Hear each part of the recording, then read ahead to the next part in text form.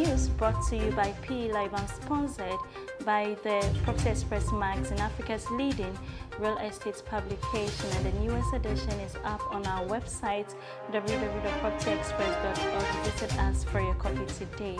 Also, registration is open for persons who want to be part of the African Housing Show happening on the 4th and 5th of November 2023 at the Wembley Stadium in London. Kindly visit www.africanpropertyawards.com to be part and for detailed information. Coming up in the headlines, Ghana's construction sector estimated between 9 billion to 13.2 billion US dollars. Public still struggle to access affordable housing in Ghana, and in international news, home sellers and buyers in Sydney's East have good reason to be optimistic this spring.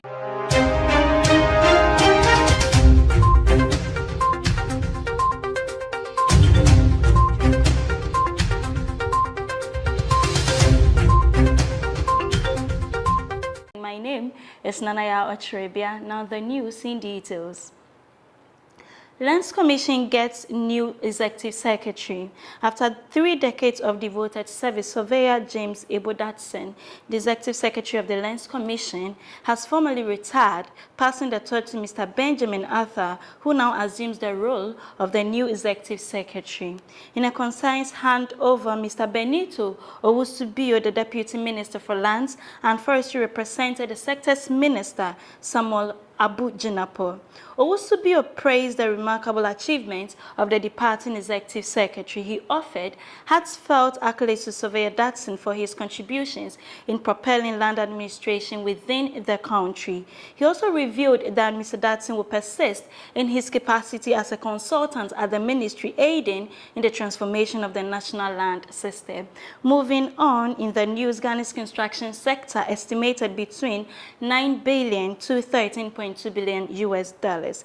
Ghana's construction sector commands a market scope estimated between 9 billion to 13.2 billion dollars, constituting a noteworthy 7.2% of the nation's GDP. Renowned for its favorable investment climate and political stability, Ghana presents a compelling investment landscape.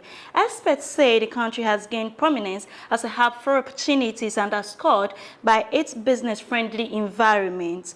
Notably, governmental commitment to infrastructure advancement has fostered expansion within the construction domain, unlocking avenues for prospective investors and industry players. Prominent initiatives like the One District, One Factory program and the Agenda 111 Hospitals project, strategically crafted by the Guinean government, have not only magnetized domestic but also international investors, culminating in the rise of numerous construction enterprises. Ghana's construction sphere extends invitations across commercial, residential, industrial, and infrastructure development arenas. Also in the news, public-facing challenges in accessing affordable housing.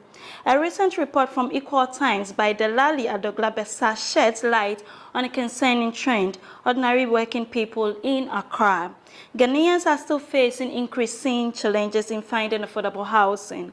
The rising cost of living in the city is making it difficult for many to find suitable accommodations, pushing them into inadequate living conditions. With the stagnant wages and mounting family expenses, many individuals are finding it impossible to keep up with the escalating living costs in Accra. As a result, many individuals are being forced to make tough choices, including leaving their rented apartments or sacrificing their current jobs to find more affordable housing options. In some cases, this has led to families residing in subpar dwellings, such as small makeshift kiosks in informal settlements. These living spaces lack essential amenities, including proper sanitation facilities and basic utilities. The report underscores the urgent need for comprehensive measures to address the growing affordable housing crisis in Accra. It highlights the broader struggle faced by working-class individuals who have been priced out of suitable living spaces and pushed into inadequate accommodations. Please stay with us as we go for a short break. We'll be right back.